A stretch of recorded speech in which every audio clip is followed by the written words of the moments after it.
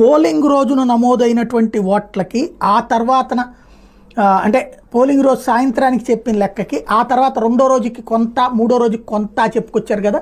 దీని ద్వారా సాధించినటువంటి ఓట్లు ఏదైతే అదనంగా వచ్చి పడినటువంటి ఓట్లు ఎక్కడైతే ఉన్నాయో అక్కడ గెలుపోటముల మీద దీని ప్రభావం చూపెట్టింది అంటూ ఒక కీలకమైనటువంటి సర్వే ఇప్పుడు పెద్ద చర్చనీయాంశమైంది.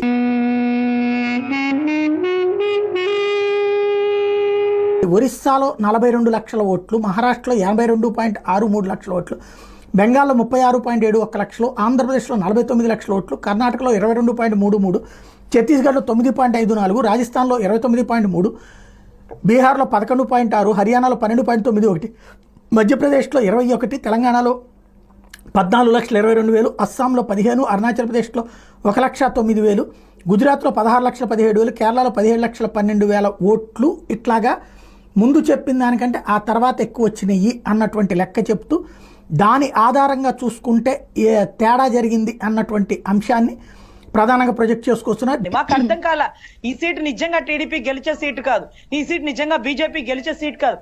మరి ఇక్కడ ఎలా గెలిచింది అంటే అక్కడ దగ్గరుండి ఓడిచ్చారండి.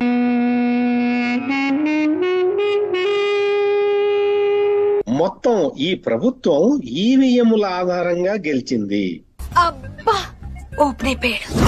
మ్యారేజ్కి వెళ్తే అంబానీ గారి ఇంట్లో పెళ్లికి వెళ్తే అందరూ కూడా మాట్లాడుతుంది 100% పోటీ చేసిన ప్రతి సీటు మీరు ఎలా గెలిచారు. మొత్తం ఈ ప్రభుత్వం ఈవీఎంల ఆధారంగా గెలిచింది. ఇలాంటి సిల్లీ క్వశ్చన్స్ అడతారేంటి?